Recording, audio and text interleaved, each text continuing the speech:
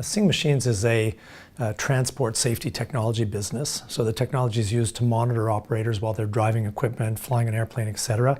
And we're able to detect whether they're showing signs of fatigue or distraction and to remind them to bring their attention back to the task at hand. And in a commercial setting, we can transfer that information to the owner of the asset, the manager of the company, etc. In a private vehicle, that information can be fed into the vehicle to help the vehicle understand what it has to do to make up for the operator's shortcomings. The Guardian business is growing quite quickly. When you think about it, really, if you wind the clock back, we started that business, we launched the product in August last year. So from a standing start in August to today, so 14, 15 months, we've sold 6,000 units. We have about 3,000 or 2,500 to 3,000 of those now installed and reporting data back to our monitoring center in Tucson, Arizona. We've set up distributors in Thailand, Singapore, the UAE, Africa, and New Zealand. We've mounted up a direct sales force in the US, Asia Pacific, Mexico, and the UAE. And we're interacting with some of the largest telematics companies in the world to look at integration of the product. So from a standing start, I think that's a significant outcome. So the automotive business, when you think about Seeing Machines' history, it started in the automotive business way back in 2000 when the founders thought about what would the first robots be that humans interacted with in mass numbers, and they determined that that was going to be the car. So they were quite accurate. Their timing was a little bit off. They thought it would happen in 2010. So they're probably going to miss that by about 10 years. But today we've been sourced for over 16 models of cars from one of the biggest manufacturers in the world. We're responding to tenders, to 2 this year, to another 2 in the Northern Hemisphere spring. So significant activities there. On a technology front, we're advancing that technology every day. We're getting great performance out of our algorithms. We're building up capability, scalability within the organization. We've appointed, you've asked about the demerger. So the proposed structure would involve a new CEO, a new management team, et cetera. So we're building that. From a funding perspective, we're looking at a significant cash requirement to take that business through to profitability. And we have a cornerstone investor that's come to the table. We have a follower. We have about half of the capital sourced. And we're really looking at what the best way forward is. So we want to make sure that, that what we do is best for the existing shareholders, because once we do it, there's no unwinding it.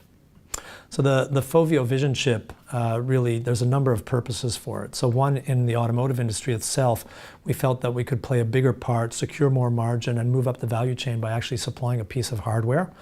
And the idea behind that is that we could help the manufacturers and the tier ones go to market more quickly with less risk. So that's the automotive objective. But as a bonus, once that chip is developed, it becomes available for all sorts of other applications outside of automotive that facilitates Seeing Machines business. That could end up in our own Guardian product to reduce the cost and the footprint of that device. We could help Caterpillar mount an OEM capability in machines as an integrated solution. It could go into our rail product, and it could find its way into all sorts of other products. It's small enough and versatile enough that it could end up powering the Internet of Things or supporting the implementation of artificial intelligence into equipment, all with that same purpose, to better understand the user and to make the use of those technologies or devices more seamless. Yeah, Caterpillar's performance was a little down on our expectations, but I think we have to remember, we had 3 or 4 years to hone our skills in that industry. And it is a tough business. The sales cycle is quite long. We never got it below 12 months. So to think of them performing, after their first half year, I think they're doing quite well. They're still, very buoyant and very positive about the business. A lot of the opportunities that they thought would close just before our fiscal year end have slipped into this quarter. I hope they happen this year. If they don't, maybe a little bit later. But they're building a significant business. They're building capability.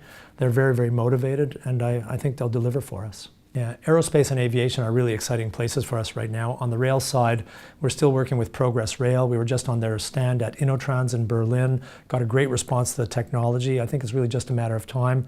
We've completed 4 trials in that space now, very successful. We thought we'd have to do a lot of development work to improve the product, but it's working in its current state. Progress has submitted the first proposal to one of the U.S. largest cities' Metropolitan Rail Authority for, I believe it's about 500 locomotives. So I think it's a question of waiting and seeing where that goes, but we're quite positive about it. On the aviation side, we have a number of programs. Our expectation this year is for that to deliver more than a self-sufficient amount of revenue.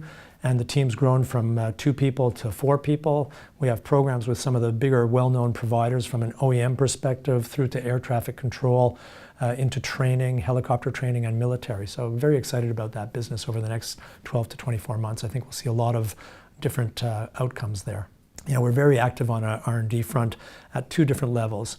We're really, when you think about Seeing Machines' history, we've had a lot of technology R&D, and a lot of our R&D now is moving to the pointier end. So we have Mike Linné, a human factors expert, really looking at what the problem is that we want to solve.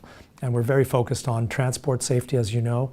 I think today we have about $12 million under management. So we've contributed about $1 million of those dollars, and we're working with local governments, national governments, educational institutions, safety organizations, cooperative research centers, and we're helping them deliver the research outcomes, but to our benefit. So recently we won a $2.5 million grant to be paid over 3 years to run a significant research program in Australia with a large transport fleet called Finamores, where we have the ability to look not only at what's happening inside the vehicle, but to better understand the driver and their own situation, their health status, etc., to look at fatigue and how the driver's lifestyle affects that.